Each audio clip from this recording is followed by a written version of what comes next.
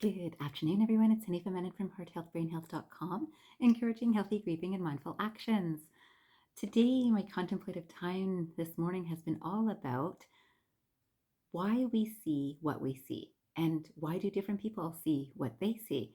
And of course, that would lead me to a bit of information that I wanted to share with you. But I'll start with a quotation which will bring some light to it. This quotation says, "The eye sees only what the mind is prepared to comprehend." The eye sees only what the mind is prepared to comprehend. And this is by Robertson Davies. And I thought it was a perfect introduction for this video.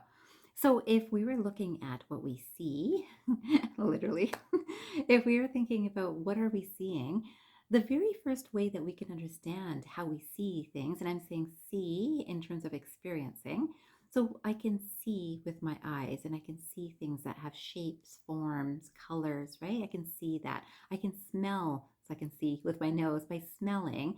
It's the knowledge that I get from my nose is through smell, right? And then through my mouth, I've got taste. And through my ears, I've got hearing. And of course, through touch, I've got, from the skin, I've got touch, right? So in all of these senses, they're our perceivers, right? There are, well, we'll say we are the perceiver, but at the same time, we are perceiving the world through these senses, right?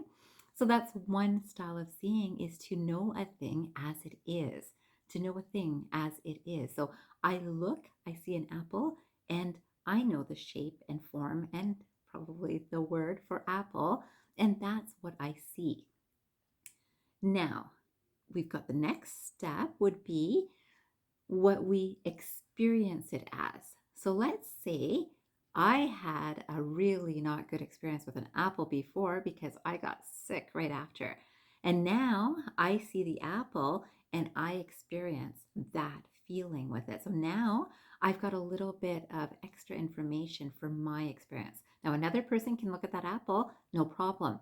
We could think about this with people too, right? That I like people, and yet this person said something not so kind to me. And now when I look at this person, I don't feel that they're so kind. I don't want to be close to this person because I feel the hurt from something that's happened before, right? Then we can think about seeing where we're not really seeing it all, we're just imagining. So, we're looking, right? So I could look at a gorgeous anything and imagine that, wow, imagine that was mine, right? So this is a gorgeous home, and imagine that. And I'm seeing this in my mind's eye. I am seeing this. I'm seeing this relationship. I see this beautiful person, or I see a wonderful, loving person, or I see a very good communicating person, all of these things. And I see it. And now I see this person or this experience with my mind's eye of my imagining of how this is. And this is, you're not really seeing it all, right? So we're not really seeing in that time. We're just imagining, right? And we all do this.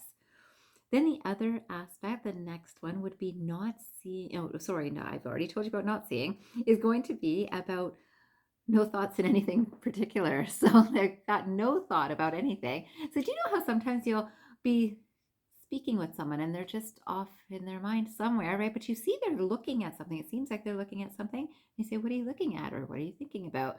And they say, "Oh, nothing." And they might not even hear you in that time. So you know that in their mind's eye, they were seeing something, but maybe they can't put words to it, or maybe it's just not something that they want to share or whatever. But sometimes the person doesn't even know. It's really nothing in particular. It's like, "Oh, sorry, my mind was in something." And we've all done that too, right?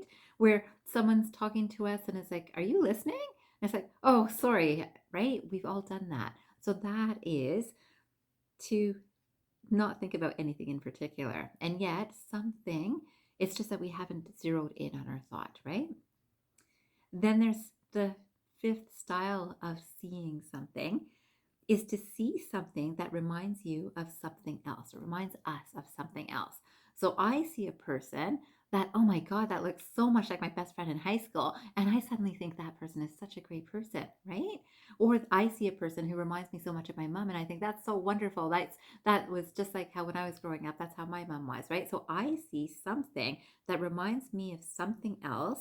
It's a memory of something, or someone else, which colors or taints the truth of what exactly is. Now, remember, when I started this video, it was all about seeing things as they are, right? So if we were looking at only our senses, we would only be perceiving things as they are.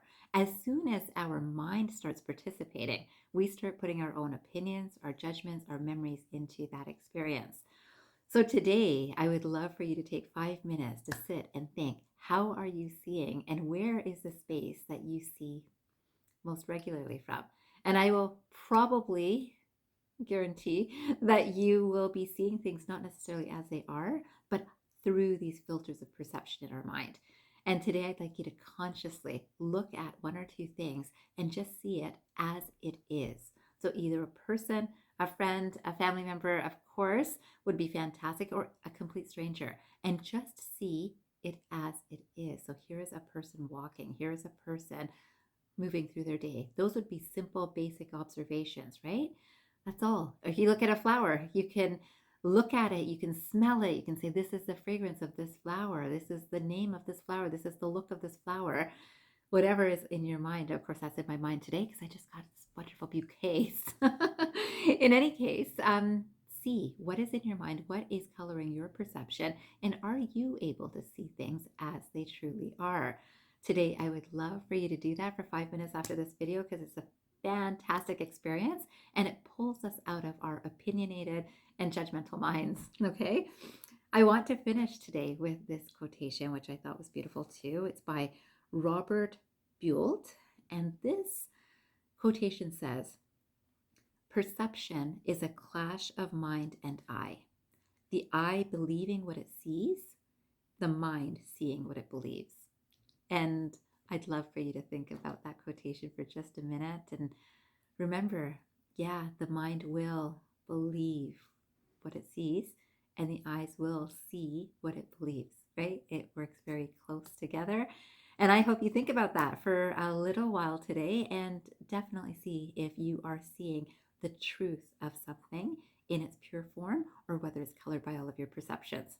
I hope you have a fantastic day ahead and I hope you remember, transform your mind and transform your life. Have a great day, everyone.